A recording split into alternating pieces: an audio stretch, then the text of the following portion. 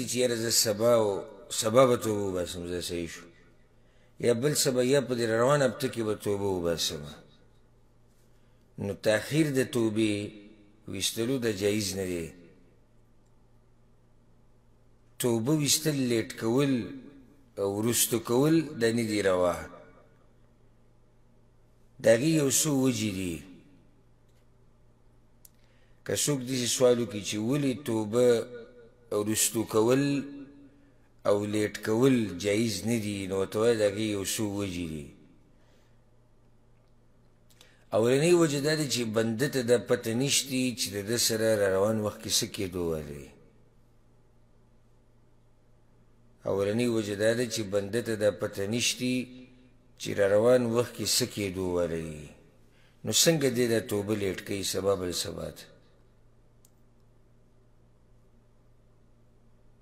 سبا به توبه وباسم، بل سبا به توبه وباسم، سبا به منځونه شروع کوم، بل ورځ به منځونه شروع کوم، سبا به درس لزم، بیا به سبا چې دی دا ګناه پرېږدم، سبا به چې دی د پلاني حق ادا کړم، سبا به دا چلو کوم، سبا به دغه چلو کوم. نو سبا به ته یې سوال دا دی که نه؟ هم ما تاسو ته مختصر قصه بیان کړې وه، یو بیان کې د یو څو سیکنډو. قصه دا وي یو سړي وي چې سبا به توبه وباسم او سبا مړو، سبا به توبه وباسم سبا به مړو. دا لنډه قصه ده او د عبرتونو نه ډکه قصه ده. یو سړي وي سبا به توبه وباسم، سبا راغریب نه. یو سړی وي زه به سبا لمونځ وکړم او سبا له نه وي، سبا له به زه ږیره پرېږدم سبا مړو، سبا به د خلکو د حقونه ادا کړم سبا مړو، سبا به د قرضونه ادا کړم سبا مړو، سبا نه به درس هم شروع کړم، دین به یې زده کوم سبا مړو، سبا به صدقې شروع کړم، خلکو له به د الله په لار کې مال ورکړم سبا له مړو، سبا به د مور پلار د سبا نه به د مور پلار سره احسان شروع کړم سبا له مړو، او سبا به دا وکړم، سبا به دا وکړم، سبا له مړو. نو زما او تا سره څه ګارنټي ده چې سبا به مونږ یو؟ چا تا ته دا ویلي چې ته به سبا یې؟ تا ته چا دا خبره کړې ده؟ نو د سبا هېڅ پته نه لګي. دا خو له پرېږده سبا خو له بیا هم نږدې دی. بعض پکې دا وایي چې زه به هلکه ږیره پرېږده وایي چې کله واده وکړم، بعض وایي چې کله مې بچی وشي زوی وشي بیا به ږیره پرېږدم، بعض وایي چې سپین ږیري شو بوډاګان شو منځه ته راځی نو وایي کله اوس خو ورځې د ځوانۍ دي او دغه شان نور ډېر ګناهونه یادوي وي دا به پرېږدو خو په بوډاوالي کې به پرېږدو. نو آیا وایه ته به بوډاوالي ته ورسې؟ ته به بوډاوالي ته ورسې؟ ښه که تا باندې داسې بیماري راشي چې تا د دې هر څه نه وباسي نو بیا به څه کوې؟ لکه یو سړی دی دا وایي چې سبا به زه د سبا نه به منځونه شروع کړم، سبا له په ده داسې بیماري راغله چې دی د کټ نه ډکېدی نه شي، د سبا نه به زه ذکر او اذکار شروع کړم، د سبا نه به پلانی عبادت او بیماري پرې راغلی نه شي، د سبا نه به یعنې دین زده کوم او سبا له به داسې بیماري راغلی چې د ډکېدو نه دی، د سبا نه به خلکو ته دین ښیم او خلکو ته به نصیحت کوم، د خلکو خیرخواهي به کوم، سبا له به داسې بیماري راځي هر څه نه کوم، څه پته لګي؟ ښه سبا به دا عبادت کوم، سبا له به داسې غریبي راغله چې ټیم ورسره نشته، داسې هم کېدی شي. سبا له به پلانی عبادت وکړم، پلانی به وکړم، پلانی به او سبا له به داسې غریبي راغله چې د هغه هر څه نه ووتو، فارغه وخت دې سره نه وي سبا له. ځکه حدیث دی که نه مشهور حدیث دی، څو پیرې بیان شوي تاسو اورېدلی، اغتنم خمسا قبل خمس، پنځه خبرې د پنځو نه مخکې غنیمت وګڼه. روغ بدن د بیمارۍ نه مخکې، ځواني د بوډاوالي نه مخکې، فارغه وخت د مصروفه کېدو نه مخکې، مالداري د غریبۍ نه مخکې، او لنډه دا چې ژوند د مرګ نه مخکې.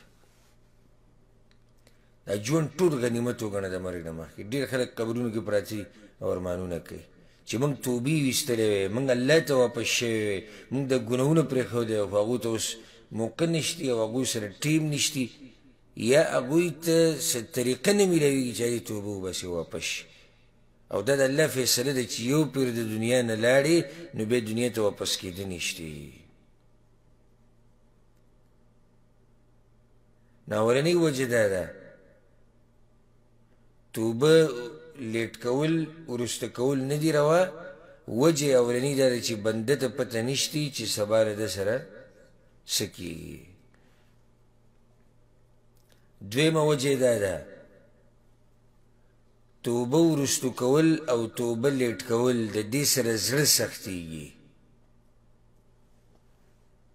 او انسان د الله نه لرې کېږي او ایمان یې کمزوری کېږي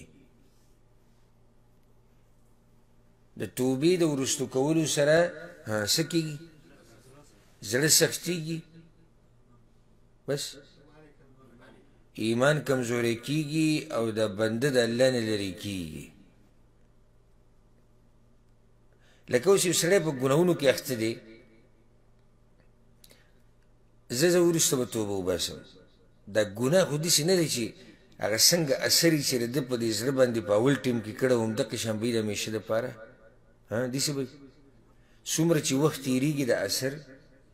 زیاتېږي څومره چې د ګناه سره وخت تېرېږي دومره په دې زړه باندې اثر زیاتېږي او څومره چې اثر زیاتېږي دومره غفلت ډېرېږي د زړه سختېږي د زړه د الله نه لرې کېږي د دې بنده ایمان کمزوری کېږي او په دې کې یو واضح حدیث ته امام ترمذي راوړی پیغمبر صلی الله علیه وسلم وایي ان العبد اذا اخطأ خطيئة نكتت في قلبه نكتة سوداء یو بنده چې کله ګناه وکړي او د الله نافرماني وکړي نو د ده په زړه کې یو تور ټکی ولګي توره نقطه پکې ولګي توره نښه پکې ولګي